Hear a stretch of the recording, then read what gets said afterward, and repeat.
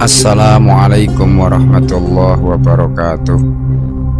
Anak-anak kelas 8 yang saya banggakan, kita berjumpa lagi dalam pembelajaran sejarah kebudayaan Islam. Pada kesempatan ini kita masih membahas bab 2, yaitu tentang kemajuan peradaban Islam pada masa Daulah Ayyubiyah. Namun demikian, pada pertemuan yang ketiga ini, pada bab 3, kita membahas tentang peradaban Islam masa Daulah Ayyubiyah, atau subbab peradaban Islam masa Daulah Ayyubiyah. Sebelum pelajaran ini kita mulai, mari kita bersama-sama buka dengan bacaan basmalah. Bismillahirrahmanirrahim.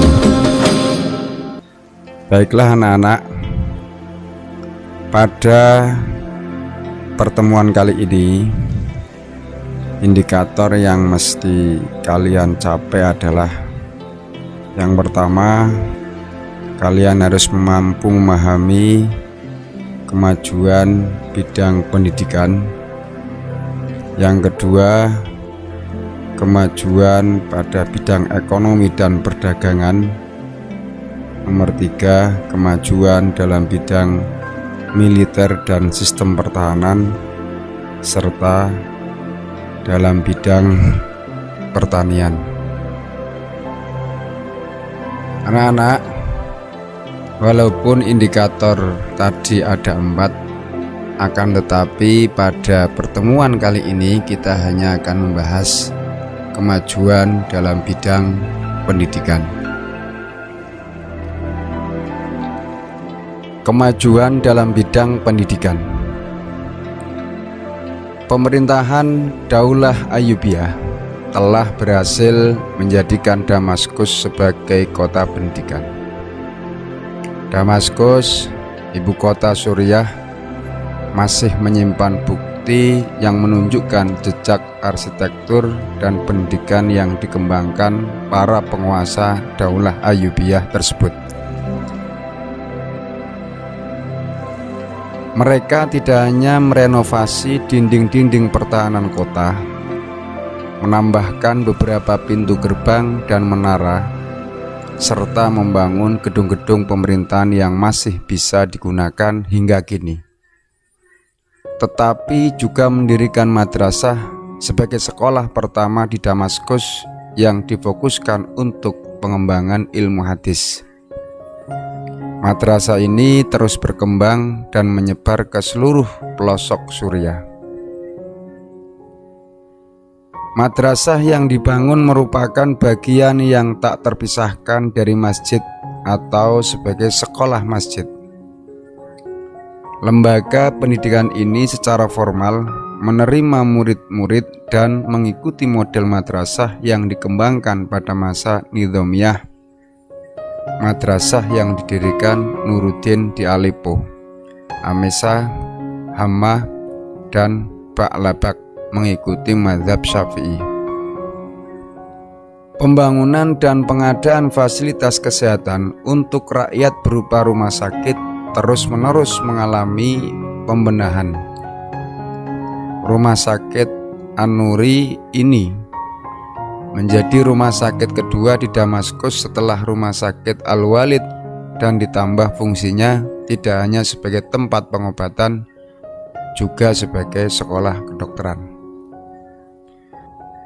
Pada pembangunan monumen-monumen, penguasa Daulah Ayyubiyah menorehkan seni menulis indah. Prasasti-prasasti yang ditulisnya menjadi daya tarik para ahli paleografi atau ilmu tulisan kuno Arab. Sejak saat itu diperkirakan seni kaligrafi atau khat Arab gaya Kufi muncul dan berkembang. Kaligrafi gaya Kufi kemudian diperbarui dan melahirkan gaya kaligrafi Naskhi. Salah satu prasasti yang sampai saat ini masih bisa dilihat dan dibaca terdapat di Menara Benteng Aleppo. Disebutkan dalam catatan orang Suriah dan Hittiyah, benteng pertahanan tersebut merupakan mahakarya arsitektur Arab kuno dan terus ada berkat jasa pemeliharaan dan renovasi. Pengembangan masjid sebagai lembaga pendidikan atau sekolah masjid, juga sebagai museum, menunjukkan pada masa Daulah Ayyubiyah terbangun konsep multifungsi yang berhubungan dengan masjid di Suriah.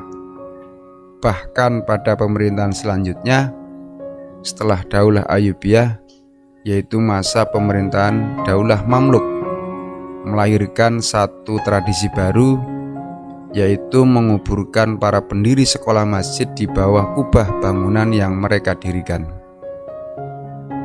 Selanjutnya, Salahuddin Yusuf Al-Ayyubi juga mencurahkan perhatian pada bidang pendidikan dan arsitektur. Ia memperkenalkan pendidikan madrasah ke berbagai wilayah di bawah kekuasaannya, seperti ke Yerusalem, Mesir, dan lain-lain. Ibnu Jubair menyebutkan ada beberapa juga madrasah di kota Iskandaria. Di antara madrasah terkemuka dan terbesar berada di Kairo dan memakai namanya sendiri, yaitu Madrasah As-Salahiyah. Menurut sejarah Islam, jika Nizamul Muluk adalah orang yang mula-mula mendirikan madrasah, yaitu Madrasah Nizamiyah, maka setelah Madrasah Nizamiyah ini, madrasah terbesar adalah yang didirikan oleh Salahuddin Al-Ayyubi. Sekarang madrasah-madrasah tersebut tidak bisa ditemukan lagi, namun sisa-sisa arsitekturnya masih bisa dilihat. Pada tahun-tahun berikutnya, gaya arsitektur ini melahirkan beberapa monumen Arab yang indah di Mesir. Salah satunya yang terindah dan menjadi model terbaik adalah Madrasah Sultan Hasan di Kairo.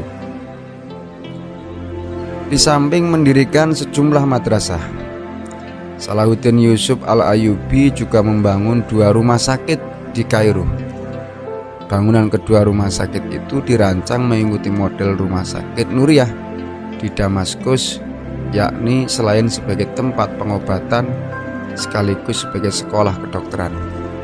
Salah seorang dokter terkenal yang juga menjadi dokter pribadi Salahuddin adalah Ibnu Maimun yang beragama Yahudi.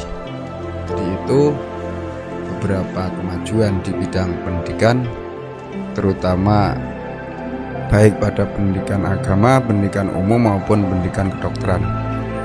Bahkan pada pemerintahan Daulah Ayyubiyah ini lebih menonjol pada pengembangan pendidikan pada bidang kedokteran. Terbukti dari keterangan tersebut, banyak sekolah-sekolah yang melekat di situ terdapat rumah sakit dan sekaligus sebagai tempat untuk praktek kedokteran seperti itu. Nah, sebagaimana yang didirikan oleh Salahuddin seperti rumah sakit Nuriyah, di situ juga sebagai model sekolah kedokteran. Demikian, mudah-mudahan kalian bisa memahami dan bisa mengambil ibroh atau pelajaran bahwa suatu kemajuan itu dapat kita raih manakala kita mampu untuk mengembangkan dan menekuni ilmu, dan tentu melalui pendidikan, baik pendidikan formal maupun pendidikan non formal, harus diperhatikan dengan seksama. Mari kita tutup pelajaran kali ini dengan bacaan hamdalah. Alhamdulillahirabbil alamin. Demikian pelajaran kali ini, kurang lebihnya mohon maaf. Akhirul kalam, wallahul muwaffiq ila aqwamit thoriq. Assalamualaikum warahmatullahi wabarakatuh.